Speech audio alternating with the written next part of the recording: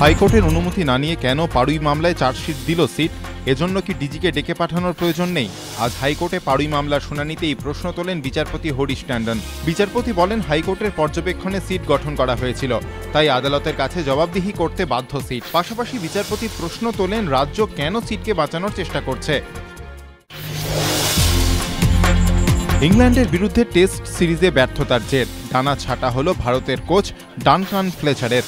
ইংল্যান্ডের বিরুদ্ধে একদিনের সিরিজের জন্য ভারতীয় ক্রিকেট দলের ডিরেক্টরের দায়িত্ব দেওয়া হলো রবি শাস্ত্রীকে।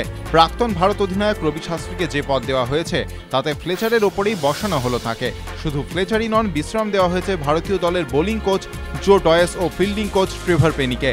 তার জায়গায় আগামী একদিনের সিরিজে বোলিং কোচের দায়িত্ব দেওয়া হয়েছে প্রাক্তন বোলার সঞ্জয় বাঙ্গারকে। সহকারী বোলিং কোচ হয়েছেন প্রাক্তন পেসার ভরত অরুণ। নতুন ফিল্ডিং কোচের দায়িত্ব দেওয়া হয়েছে আর শ্রীধরকে। তবে কি ডানকান ফ্লেচারকে সরানোর প্রথম পদক্ষেপ নিয়েই ফেলল বিসিসিআই? প্রশ্ন ক্রিকেট মহলে। ফের পূর্ব মেদিনীপুর, নন্দকুমারের পর এবার কাঁথি। এক মাসেরও কম সময়ের মধ্যে ফের বদায়ুকাণ্ডের ছায়া। এবার ঘটনাস্থল কাঁথির শুনিয়া গ্রাম। স্থানীয় সূত্রে জানা গিয়েছে, বিধানসভা ভোটের পর থেকেই এই গ্রামে সিপিএম সমর্থকরা গ্রাম ছাড়া। মহিলারা পরে গ্রামে ফিরলেও পুরুষরা এখনো গ্রাম ছাড়া। এই সুযোগে রবিবার সকালে এক সিপিএম নেতার বাড়িতে 12-13 জন তৃণমূল সমর্থক চড়াও হয় বলে অভিযোগ। সেখানে এক সিপিএম নেতার স্ত্রীর কাছে 12 লক্ষ টাকা দাবি করে তৃণমূল।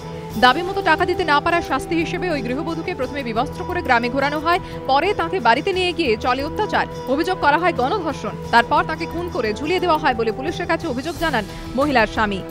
সোমবার সকালে ওই গৃহবধূর দেহ উদ্ধার করেন বাসিন্দারা। এই ঘটনার প্রতিবাদে সকাল থেকে এলাকায় বিক্ষোভ দেখায় সিপিএম। অভিযুক্তদের অবিলম্বে গ্রেফতারের দাবি জানায় তারা।